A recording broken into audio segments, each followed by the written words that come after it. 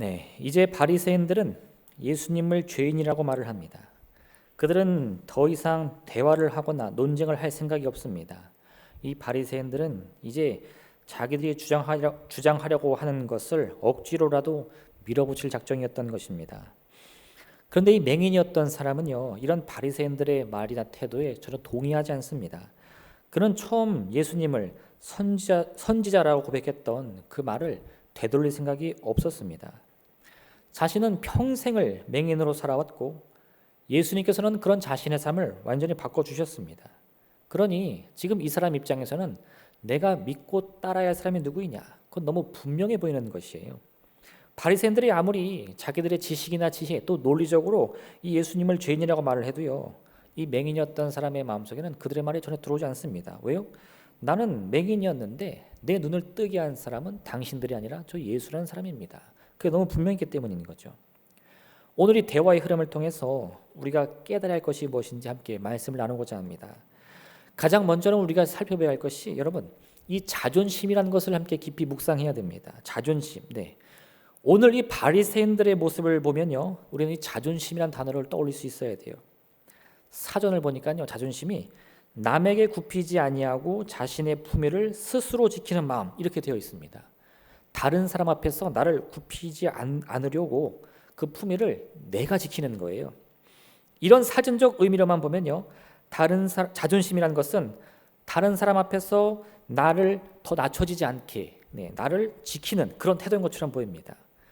그래서 많은 사람들이 이 자존심을 세우는 것에 이 관심이 많아요. 그리고 또 자존심을 세우려고 노력도 많이 합니다. 어떤 상황에서도요, 내 뜻과 의지를 굽히면 안 돼요. 왜요? 그럼 내가 낮춰지니까. 그러니까 나를 낮추지 않고 나를 지키려면 어떻게 해야 돼요? 이 자존심을 세워야 돼요. 근데 여러분, 이 자존심을 세우는 사람들 한번 가만히 보십시오. 네. 그러면 정말 이 사전적인 의미대로 내가 더 이상 낮춰지지 않고 내가 스스로의 품위를 지키면서 사람들이 내가 당신의 품위를 몰랐네요 하고 인정을 받습니까? 네, 사실 그렇지 않아요. 이 사전적인 의미와는 다르게 보통 이 자존심이라는 것은 내가 나를 잘 지키는 그런 방법 같지만요, 오히려 그 결과는 그와 반대로 나타납니다. 오늘 바리새인과 맹인이었던 사람 중에 자존심을 부리는 사람은 누구라고 생각되십니까? 네, 두말할 필요 없이 바리새인들이죠. 왜요? 그들은 예수님이나 이 군중들 앞에서 자기를 더 이상 낮추고 싶지 않았어요. 예수님이 옳다고 인정하는 순간 자기들이 그 앞에 굽히는 것이라고 느껴지니까 그것을 인정하지 못하고요, 어떻게 해서든 예수님을 깎아내려서 자기들의 품위를 지키려고 합니다. 그래야 흔히 말해서 이렇게 말하죠. 면이 선다. 많이 들어보셨죠? 네. 그걸 지금 하고 있는 거예요. 그런데 이제 그들은 이 예수님이 아니라 평생 맹인으로 살아오며 배우지도 못하고 잘 먹지도 못했던, 소위 어떻게 말하면 이 거림 같은 인생, 그런 사람 앞에서도요, 이 자존심 대결을 펼쳐야만 하는 겁니다. 이 맹인인 사람은요, 아는 게 많은 게 아니에요. 또 가진 게 많은 것도 아니에요. 가진 것도 없고 아는 것도 없는데, 근데도 이 바리새인들이 이 맹인을 쉽게 이길 수가 없어요. 그래서 결국은 어떻게 됩니까? 자존심을 세울 수밖에 없는 거예요. 네가 틀렸다. 너는 죄인이다. 바리새인들 입장에서 보니까요, 자신들이 가진 지식과 지혜로는 이 맹인에게 명확한 답을 줄 수 없습니다. 왜요? 맹인의 고백을 가만히 들어보면 사실 틀린 말이 하나도 없어요. 맹인이 뭐라고 말합니까? 나는 맹인이었고 예수님을 만났더니 내 눈이 떠졌습니다. 여기서 시비 걸 게 뭐가 있겠어요? 다 사실인데. 근데 바리새인들은요, 그걸 어떻게 해서든 무너뜨려야 되는 거예요. 네가 맹인이 아니거나 네가 눈 뜬 게 거짓이거나 여러 가지 말을 하는데 사실 맞는 말이 하나도 없는 겁니다. 결국 이 바리새인들이 할 수 있는 말은 뭐예요? 나는 모세의 제자고 너는 죄인의 제자다. 네. 그냥 그 사람을 비난하며 깎아낼 수밖에 없는 겁니다. 여러분, 이 자존심을 가만히 생각해 보세요. 자존심이라는 것은요, 내 자신 그 자체가 아닙니다. 내가 자존심을 세운다고 했어요, 내가 설 수 있는 게 아니에요. 자존심과 나라는 존재는 사실 완전히 다른 존재인 거예요. 왠 줄 아세요? 자존심을 부리며 바라보는 내 자신의 모습이라는 것은 진짜 내 모습이 아니고 내가 상상하는 모습이에요. 내가 되고 싶은 사람의 모습, 내가 바라는 사람의 모습, 그냥 이상적인 내 자신의 모습일 뿐이지 그건 진짜 내가 아닙니다. 그러니 자존심을 아무리 잘 세워서 상대방을 속된 말로 뭉개뜨려 버리고 나를 높이 세웠다고 해서요, 내가 서는 것이 아니고 내 상상의 모습이 서는 것뿐이에요. 우린 그걸 뭐라고 말하는 줄 아십니까? 그건 허상입니다. 허상. 실제가 없어요. 제가 예전에 이 MBTI라는 프로그램을 한 적이 있습니다. 아시는 분들은 잘 아실 거예요. 성격을 이렇게 알려주는 프로그램이라고, 뭔가 이렇게 문제들이 많고 거기서 답을 막 하다 보면 내가 어떤 성격 유형의 사람인지를 답을 이렇게 알려주는 거예요. 제가 이거를 하는데 가만히 보니까 어떤 사람들은 이 MBTI라는 그거를 질문지를 답을 매길 때마다 그 성격 유형이 자꾸 바뀌는 사람들이 있어요. 그 자기 성격이 한 번 할 때는 A라는 성격이 나왔는데 두 번째 때는 B라는 성격이 나오는 거예요. 왜 그럴까요? 이 MBTI를 진행하는 사람이요, 이런 유의사항을 알려줍니다. 뭐냐? 질문지에 답을 할 때 진짜 내가 했던 말이나 행동을 적어야지 내가 좋다고 옳다고 여기는 답을 매기면 안 된다는 거예요. 이게 무슨 말이냐? 우리 마음에도요, 옳은 게 뭔지를 알아요. 이건 누구나 다 압니다. 그런데 가끔 실제적인 상황이 오면 내가 옳은 게 뭔지를 알면서도 자존심을 굽히지 못해서, 또 혹은 면을 세우기 위해서 하지 말아야 할 말, 해서는 안 될 행동을 가끔 하게 된다는 거예요. 그러면 사실은 그게 진짜 자기 성격입니다.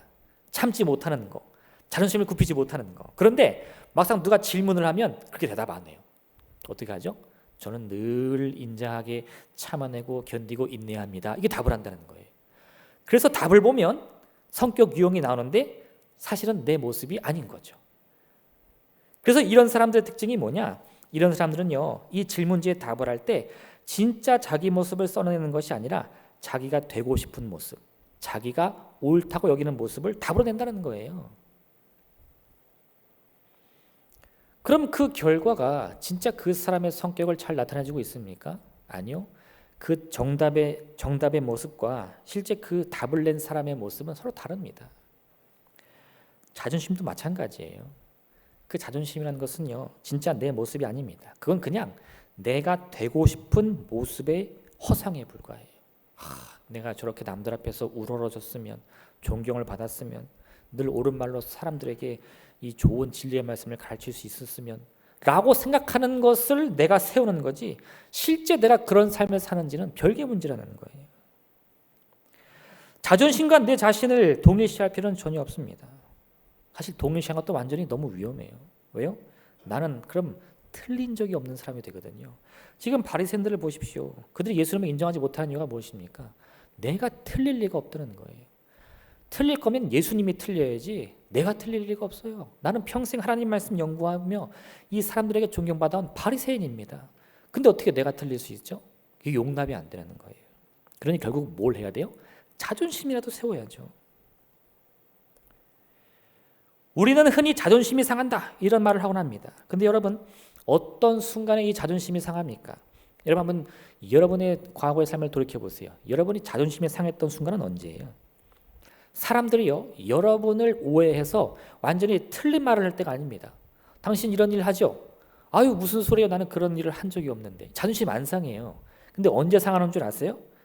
실제로 내가 벌인 실수를 지적할 때 자존심이 상해요. 그때 보니까 이런 말 했던데. 그러면 마음이 확 상해요. 어떻게 알았지? 아무도 모를 텐데. 누가 잃는 거야? 아우, 자존심 상해. 할렐루야. 할렐루야. 네. 사람들이 내 모습을 오해할 때면요, 그 오해를 풀어주면 그만입니다. 당신 잘못 알고 있네요. 저는 그런 말을 하는 사람이 아닙니다. 그런 일을 하는 사람도 아닙니다. 어디서 잘못된 이야기를 들은 것 같은데 그 오해를 푸시면 됩니다. 그러면 일이 자연스럽게 해결돼요. 그런데 실제로 내 허물이나 내 부족함이 드러나게 되면요, 그럼 바꿀 수가 없어요. 결국 그러한 부끄러움이 어떤 마음으로 내게 다가오느냐? 자존심이 상하게 되는 거예요.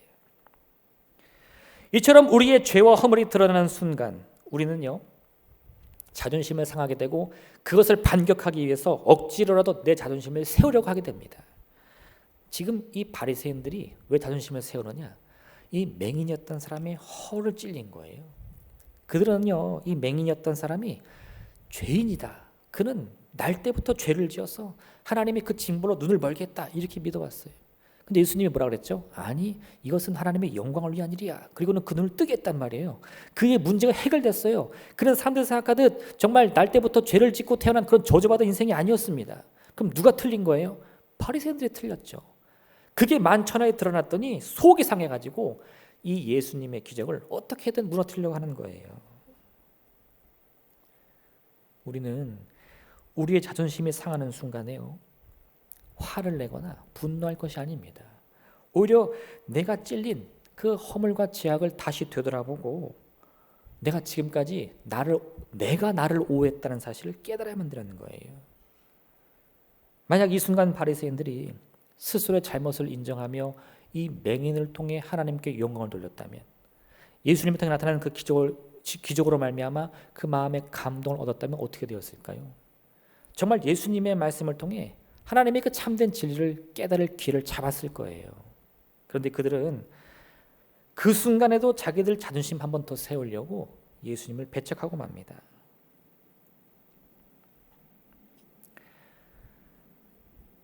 바리새인들은 그의 이야기를 듣는 순간요, 자기들의 마음속에 드러난 이 허물과 죄악을 가리기로 마음먹습니다. 그리고 그 방법으로 무엇을 하느냐? 이 맹인이었던 사람을 비난하기 시작하는 거예요. 그래서 이제 그들은요, 더 이상 하나님을 만날 기회를 놓치고 맙니다. 하나님께서 보여주신 이 영광의 장소에 있으면서도 하나님이 그들을 통해 무슨 일을 이루실지를 전혀 깨닫지 못하는 거예요. 결국 그들은요, 이 맹인을 향해 끊임없는 비난과 멸시를 퍼부으면서 자기들의 공동체에서 쫓아내고 마는 거죠. 사람들의 눈으로 보면 이 장면은 바리새인들이 이긴 것처럼 보여요. 역시 그들은 힘이 대단하구나. 마음만 먹으면 누구든지 쫓아낼 수 있구나. 근데 여러분, 우리가 성경을 가만히 읽어보면 이 이야기의 승리자는 결국 바리새인이 아닙니다. 오히려 낮고 천한 사람으로 늘 멸시받았던 이 맹인이었던 사람인 거예요.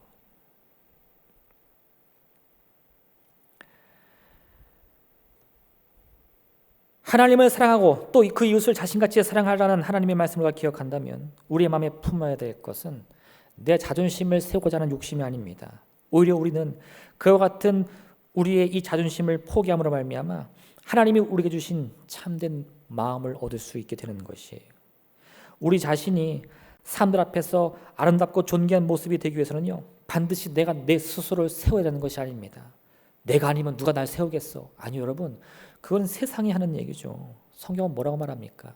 우리의 높고 낮음은 하나님의 손에 달렸다고 말씀하고 있지 않습니까? 내가 나를 세울 것이 아니라 오히려 내게 일어난 모든 인생의 문제 앞에서요, 하나님이 나를 세우실 것을 기대하면 되는 거예요.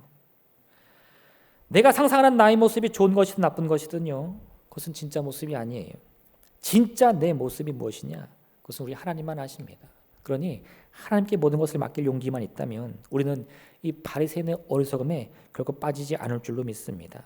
여러분, 우리의 마음을 내려놓는 것, 성경은 그러한 태도를 뭐라고 말씀하느냐? 겸손이라고 말하고 있어요. 잠언 18장 12절은 사람의 마음의 교만은 멸망의 선봉이요 겸손은 존귀의 길잡이니라 말씀하고 있습니다. 잠언 22장 4절은요, 겸손과 여호와를 경외함의 보상은 재물과 영광과 생명이니라 말씀하고 있어요. 우리를 세울 수 있는 것은 자존심이 아닙니다. 오히려 그 자존심을 부리고 싶은 마음을 내려놓는 이 겸손인 것을 꼭 기억하시길 부탁드립니다.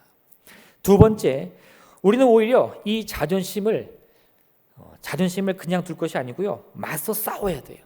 내 안에 있는 이 자존심과 맞서 싸워야 돼요. 우리가 겸손하기 위해서는 무엇을 해야 할까요? 다른 것이 없습니다. 내 마음에 있는 자존심, 그 교만과 싸워야 됩니다.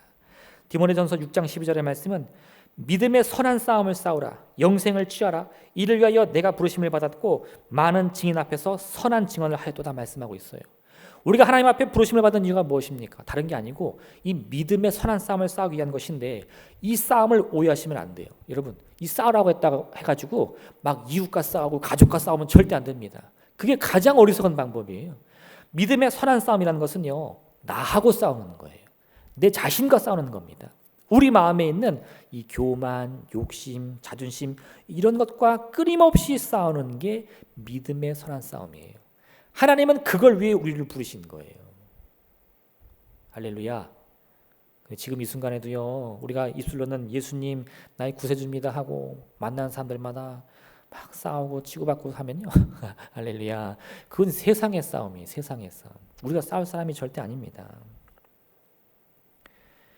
믿음의 선한 싸움이라는 것은 우리 안에서 우리를 멸망과 죽음으로 인도하는 그 악한 마음을 대적하는 싸움입니다.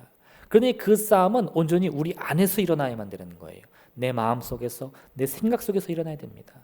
지금 우리 마음 가운데는요, 나를 죄로 이끌려고 하는 이 욕심 같은 것이 있어요. 교만이 있고요, 미움이 있고요, 분노가 있습니다. 그런 마음들은 우리에게 유혹을 하는 거예요.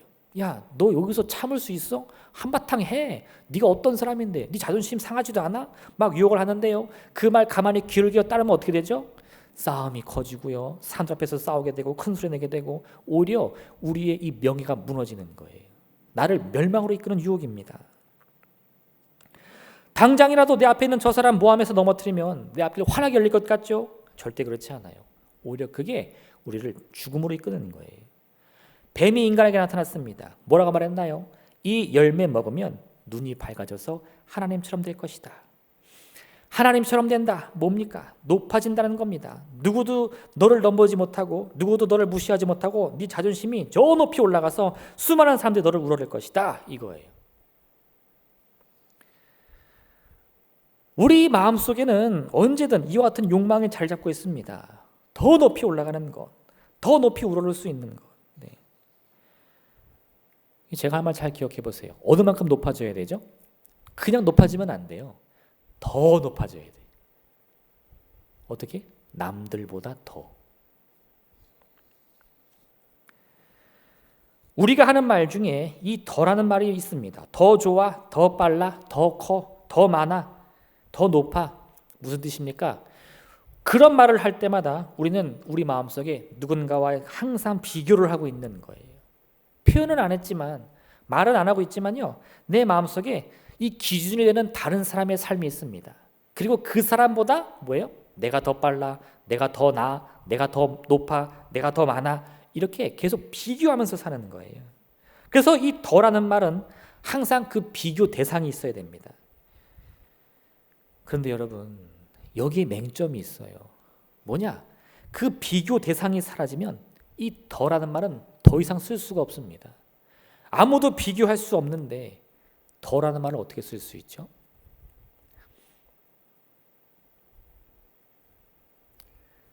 우리 아이들도 이제 성재가 많다 보니까 이런 얘기 너무 많아요. 뭐 그림을 그리든 달리기를 하든요, 꼭 이런 말 해요. 엄마, 내가 언니보다 빠르지? 엄마, 내 그림이 누나보다 낫지? 네. 그냥 좋고 빠르면 얼마나 좋겠습니까? 근데 그 아이들도요, 이 마음 가운데 있는 이 유혹의 말에 늘 넘어지면서 누구보다 더 잘하길 바라는다는 거예요. 그런데 그 인생을 가만히 보니까 그 인생은요, 자기가 이기려고 하는 그 상대가 사라지면 아무 의미가 없어요. 더 빨라야 되는데 아무도 없으니 누구보다 더 빠른지 내가 어떻게 압니까? 내가 더 잘 그려야 되는데 더 잘 그릴 비교 대상이 없으니 내 그림이 잘난지 못난지 어떻게 하는 거예요? 비교라는 것은요, 그냥 말 그대로 허무한 겁니다. 비교라는 것은 내가 기준이 되는 삶이 아니고 남을 내 인생의 기준으로 세우는 삶인 거예요. 내가 그 사람보다 더 빠르고 싶은데 사실은 그 말 하나를 하려고 그 사람을 내 인생의 기준으로 세워주는 꼴이 되고 만다는 겁니다. 이렇게 자존심 부리려고 했더니요, 내가 내 인생의 중심에 서는 것이 아니고 엉뚱한 사람들에다가 내 인생의 중심에 앉히고 마는 거예요. 내가 내 삶을 지켜서 나의 평판을 지키는 것이 아니고 내 평판이 무너지는 것을 참지 못해서 남을 내 인생의 주인 삼는 꼴이 되고 마는 겁니다. 이처럼 이 뱀의 유혹이라는 것은 오늘도 여러 가지 모습으로 우리에게 다가오고 있습니다. 나를 더 높은 자리에 앉히기 위해서 내 자신을 포기하라고 말하고 있는 거예요. 남을 비교해봐. 남의 인생 바라봐. 그러면 네가 더 우뚝 설 수 있어. 더 높이 올라갈 수 있어. 저 옆을 봐. 남의 삶을 봐. 계속 비교하는 거야. 그를 무너뜨리면 되는 거야. 이렇게 우리 인생을 자꾸 꼬이게 만드는 거예요. 사울이 다윗을 질투하기 시작했을 때요, 사울의 삶에는 온통 다윗으로 가득합니다. 자나깨나 다윗 생각밖에 안 들어요. 내가 저 젊은 용사보다 나아야 될 텐데, 내가 왕인데 그래도 내가 더 인기가 많아야 되지 않겠는가? 내가 더 뭔가 잘난 게 있어야 되지 않겠는가? 그렇게 이 사울은요, 밥을 먹을 때도 잠을 잘 때도 뭘 할 때도 늘 다윗 생각밖에 안 합니다. 그리고는 결국 어떻게 되죠? 마치 귀신 들린 사람처럼 정신이 혼미해지고 말하는 거예요. 사울의 인생을 망친 것은 다윗이 아닙니다. 사울 그 자신이었어요. 왜요? 그의 마음속에 다윗을 향해서 이 자존심을 세우려는 마음으로 욕심으로 가득했기 때문인 겁니다. 그래서 그 마음이 사울의 인생을 도둑질하고 멸망시키고 파괴한 것이에요. 자존심은 내 마음이 아닙니다. 내가 싸워야 할 유혹의 마음인 거예요. 그것은 내 생각도 아니고요, 오히려 나를 멸망으로 인도하고 있는 마귀의 유혹인 겁니다. 자존심은 나를 세우는 마음이 아니에요. 그것을 포기하는 게 우리가 싸워야 할 선한 싸움입니다. 우리가 싸워야 할 대상은 우리 밖에 있지 않습니다. 우리의 이웃, 우리의 친구, 우리의 가족은 우리의 싸울 대상이 아니에요. 우리의 싸움의 대상은 오직 우리 안에 있습니다. 내가 아무리 높아진들 나 자신을 잃어버리면 아무 의미가 없는 거예요. 내 자신을 지키기 위해서는 내 자신과 싸워야 되는 것입니다. 사람이 만일 온 천하를 얻고도 제 목숨을 잃으면 무엇이 유익하리요? 사람이 무엇을 주고 제 목숨과 바꾸겠느냐? 제일 중요한 게 뭐라고요? 우리의 인생, 우리의 생명입니다. 그걸 지키기 위해서 우리가 할 일은 무엇이라고요? 믿음의 선한 싸움을 싸우라. 부자로 사는 것과 잘 산다는 말은 엄연히 다른 말입니다. 근데 많은 사람들이 이 부자를 뭐라고 표현하는 줄 아세요? 아, 그 사람 잘 살아. 잘 사는 사람이야. 근데 여러분, 잘 산다는 말은 부자란 뜻이 아니에요. 성경이 말하는 잘 사는 사람이라는 것은요, 남들보다 가진 것이 많은 사람, 남들보다 높이 올라간 사람이 아니고요, 그 마음에 기쁨과 행복이 넘치는 사람이 잘 사는 사람입니다. 시편 1편 1절을 보면 복 있는 사람은 악인들의 꾀를 따르지 아니하며 죄인들의 길에 서지 아니하며 오만한 자들의 자리에 앉지 아니하고 오직 여호와의 율법을 즐거워하여 그 율법을 주로 묵상한도다 말씀하고 있어요. 여기서 이 복 있는 사람이 행복한 사람이라는 의미를 가지고 있는데, 행복한 사람은요, 남들보다 더 가진 사람이 아니에요. 남들보다 더 높은 사람이 아니에요. 성경은 이런 비교를 전혀 하지 않습니다. 그저 그 사람이 인생에서 행복하게 원한다면 다른 거 필요 없어요. 악한 길 떠나면 됩니다. 죄인의 자리에 앉지 않으면 되는 거예요. 늘 하나님의 말씀을 가까이 하려고 그 말씀 묵상하면 그 인생이 행복한 삶이 된다 이겁니다. 자존심을 세우는 것이 바로 죄의 길에 서는 것이며 악인의 자리에 앉는 것입니다. 그와 반대로 내 안에 자존심과 싸우는 것이 그 자리를 벗어나 복 있는 사람의 삶을 사는 것인 것이에요. 자존심과 싸우는 것이 곧 나를 지키는 것입니다. 자존심을 버리는 것은 나를 낮추는 것이 아니라 진정한 인생의 행복과 기쁨을 향해 나아가는 길인 것이에요. 오늘 이 맹인이었던 사람은요, 바리새인들의 협박에도 불구하고 당당히 예수님을 선제로 고백합니다. 왜요? 자존심 세우려고요? 전혀 아니에요. 믿음의 고백 때문이에요. 기쁘기 때문이에요. 행복하기 때문입니다. 근데 그와 반대로 바리새인들은요, 이 맹인이었던 사람을 향해서 자존심을 세우기 위해 그 마음에 미움과 분노, 시기와 질투를 품어야 할 수밖에 없었어요. 누가 진짜 승리자입니까? 이 맹인이었던 사람은 아무 힘이 없어 공동체에서 쫓겨나야만 했습니다. 그러나 그 마음의 기쁨이 사라졌을까요? 행복이 사라졌을까요? 이 바리새인들은 자기들의 힘과 권세를 이용해서 이 맹인이었던 자를 공동체에서 쫓아내버렸는데 그 마음의 기쁨과 행복이 찾아왔을까요? 여러분, 우리의 인생을 바꾸기 원한다면요, 세상과 싸우는 일을 포기하십시오. 오히려 여러분 자신과 싸우시길 부탁드립니다. 내 안에 욕심과 싸우세요. 내 안에 교만과 싸우세요. 내 안에 자존심과 싸우세요. 나를 바꾸는 것이 곧 내 인생을 바꾸는 것이고, 나를 바꾸는 것이 세상을 바꾸는 것보다 훨씬 더 쉽습니다. 마지막 세 번째, 이러한 싸움에서 이길 수 있기 위해서 무엇을 해야 되느냐? 내가 누구인지를 알아야 됩니다. 진짜와 가짜 이렇게 말하면 여러분 무엇이 더 좋은 것입니까? 이거 뭐 두말할 필요가 없죠. 진짜와 가짜를 놓고 하나를 선택하십시오 하면 가짜를 선택한 사람은 아무도 없어요. 다 진짜 선택할 겁니다. 제품 중에 이미테이션이라는 제품 많이 들어보셨죠? 네, 명품에는 이 이미테이션이 다 따로 있더라고요. 진짜가 있는데 그 진짜의 값이 너무 비싸니까 모양을 똑같이 또 질도 똑같이 만들었는데 가격은 훨씬 싼 거예요. 그래서 그것은 쉽게 이미테이션 제품이라고 부르는데 이거를 뭐 쉬운 말로 하면 가짜예요. 가짜, 짝퉁. 진짜와 가짜가 있는데 무엇을 사겠습니까? 사람들이 진짜 사고 싶죠. 근데 진짜가 너무 비싸니까 진짜를 갖고 싶은 그 욕망을 이루기 위해서 가짜를 사는 거예요. 근데 문제는 뭐냐? 가짜를 샀는데 진짜라는 그 제품이 사라지면 어떤 일이 벌어지죠? 내가 가짜 이미테이션 이 핸드백 하나 샀어요. 근데 이게 모방한 진짜 핸드백이 품절돼서 절판돼서 없어져 버렸어요. 그러면 이 가짜라는 이미테이션 제품은요, 가짜도 아닌 게 돼요. 왜요? 진짜가 없으니까. 가짜는 진짜가 있어야 가짜인 게 성립이 되지, 진짜가 사라지면 가짜는 가짜도 아니게 됩니다. 진짜는요, 가짜가 없어도 진짜예요. 근데 가짜는 진짜가 있어야만 가짜가 될 수 있습니다. 이 말 이해되시나요? 할렐루야. 네, 이해되시죠? 네. 우리가요, 내 자신을 잃어버리면 아무리 상상으로 나의 모습을 만들어도 그 가짜는 의미를 잃어버리고 말아요. 진짜인 내가 사라지면 가짜인 나도 사라지는 겁니다. 내가 진짜인 나를 놓쳐버리면 내가 아무리 나를 이상적인 모습으로 잘 꾸미고 사람들 앞에서 아무리 연기를 잘해도요, 내 존재 자체가 사라져버리고 마는 거예요.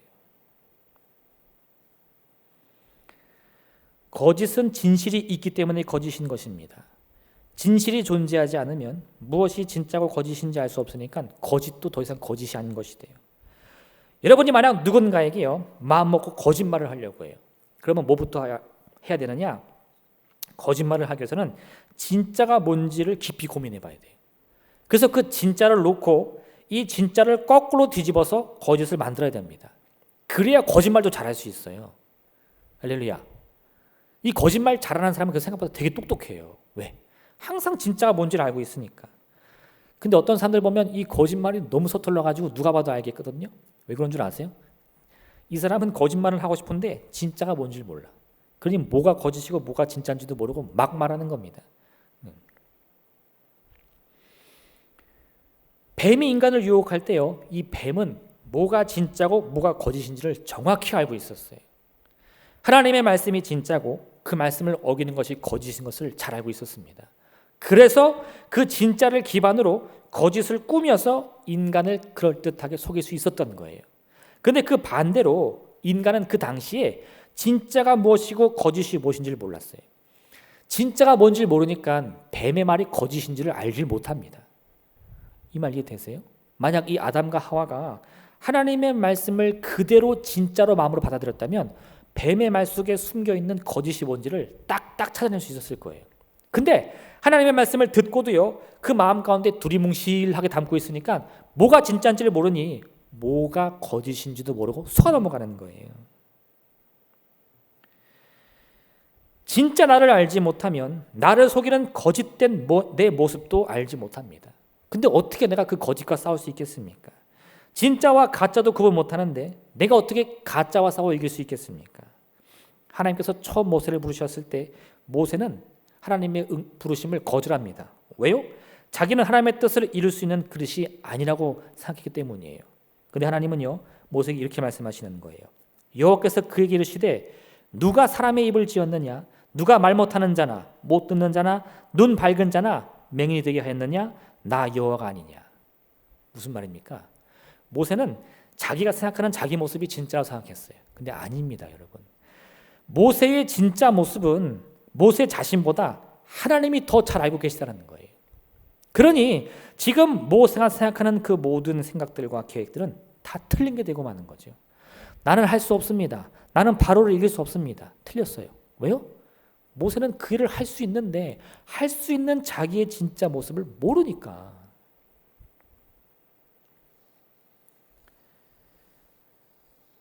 성경은 하나님께서 우리 자신보다 우리를 더 잘 알고 계시다고 말씀합니다. 이 말씀의 의미를 거꾸로 생각해 보면 우리는 때로 우리 자신의 진짜 모습을 너무 모를 때가 많다는 거예요. 왜 그럴까요? 내 안에 이 교만과 이기심, 자존심의 마음을 내 진짜 모습이라고 오해해서 그것을 진짜라고 받아들이고 있기 때문인 겁니다. 그래서 진짜 내 모습을 보아야 할 때 정작 내 진짜 모습은 알지 못하고 과장된 모습 혹은 절망에 쩌든 모습을 보면서 할 수 없는 일을 할 수 있다고 말하거나 할 수 있는 일을 할 수 없다고 말하는 그런 어리석은 경우가 너무 많다는 거죠. 오늘 이 바리새인들은 자신들이 누구인지를 깨달았어야 돼요. 그들의 진짜 모습은 무엇입니까? 그들의 진짜 모습은요, 하나님의 뜻을 이루기 위해서 하나님께 부름받은 사람들입니다. 그 말씀을 연구해서 그들이 이루어야 할 진짜 인생의 목적이라는 것은요, 하나님의 섭리, 하나님의 뜻을 이루는 것이었어요. 그런데 그들은 어떻게 생각하죠? 자기의 뜻을 이루려고 합니다. 자기의 판단을 세우려고 합니다. 그것을 위해서라면 하나님의 말씀도 자기들의 뜻을 세우기 위한 도구에 불과한 거예요. 그러니 맹인이 눈을 뜨는 기적을 보고서도 하나님의 영광을 전혀 바라보지 못하는 겁니다.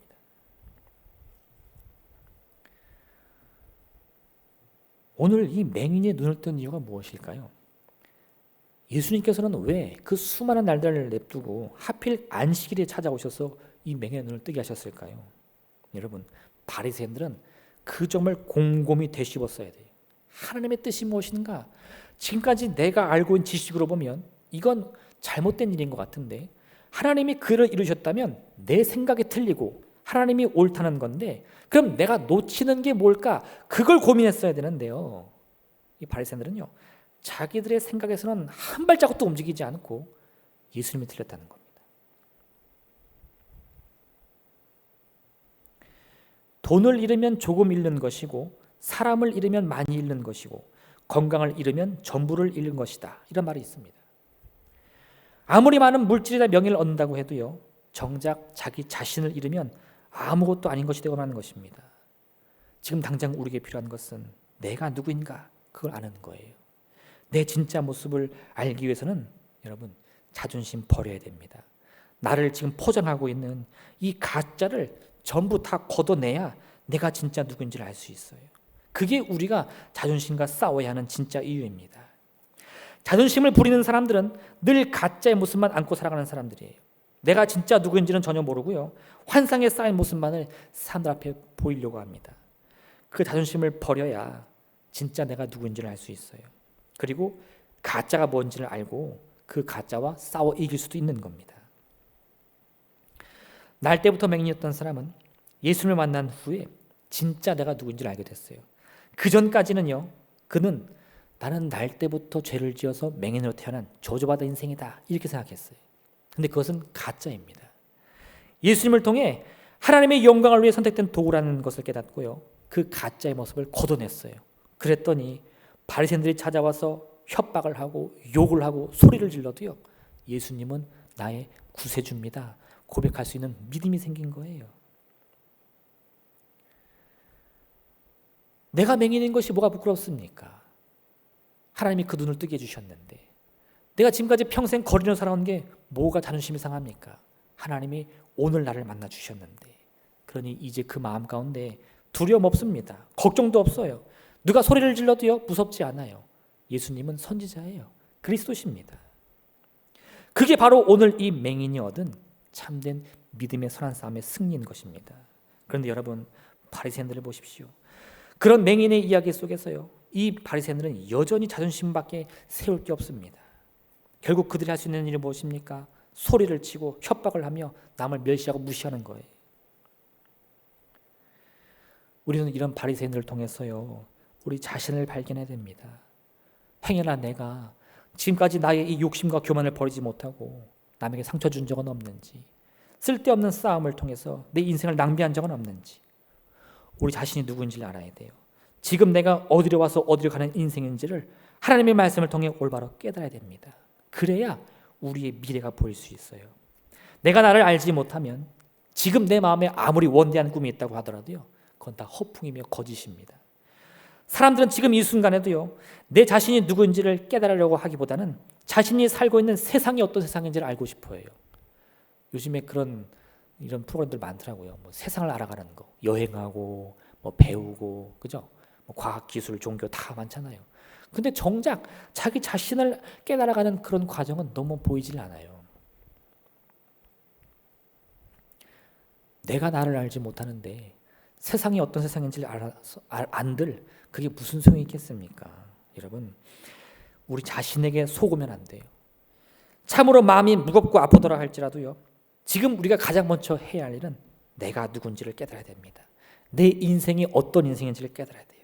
이를 위해서 우리는요, 끝이 없을 것 같은 이 믿음의 선한 싸움을 향해서라도 용기를 가지고 달려나가야 돼요. 지금의 분노가 향할 것은 우리의 이웃, 우리의 친구, 우리의 세상이 아닙니다. 그것은 지금 이 순간에도 나를 괴롭히고 있는 내 안에 이 더럽고 추악한 마음들이에요. 지금 이 순간 나를 유혹하고 있는 어둠이며 절망인 것입니다. 우리의 게으름을 향해, 우리 연약함을 향해, 우리 나태함을 향해서 분노하시길 바랍니다. 그러한 우리의 부족함과 싸워서 승리해야만 됩니다. 그래야 우리의 미래, 그것이 내가 바라는 꿈과 소망으로 바로 설 수 있는 거예요. 자존심으로 여러분을 세울 것이 아니라 믿음의 선한 싸움으로 여러분을 세우시길 부탁드립니다. 우리가 그 싸움에서 승리할 때 하나님께서 약속하신 그 축복의 말씀들이 내게 어떤 의미인지 바로 깨닫게 될 줄로 믿습니다. 이 시간 우리가 함께 기도하기 원합니다. 오늘의 말씀을 생각하시면서 함께 기도하시길 부탁드리고, 또 우리 마음의 소원들 하나님께 맡기고 기도하기 원합니다. 하나님, 참으로 우리 인생이 어렵고 힘들 때라도 주님께서 우리를 반드시 하나님의 영광의 도구로 사용하실 줄로 믿습니다. 한평생 맹인처럼 거린처럼 살아온 인생일지라도 오늘 이 시간 주님을 만나고 우리 인생 반드시 변화될 줄로 믿습니다. 주님, 응답하여 주옵소서. 주님의 이름 세 번 부르며 간절히 기도하겠습니다. 주여, 주여, 주여.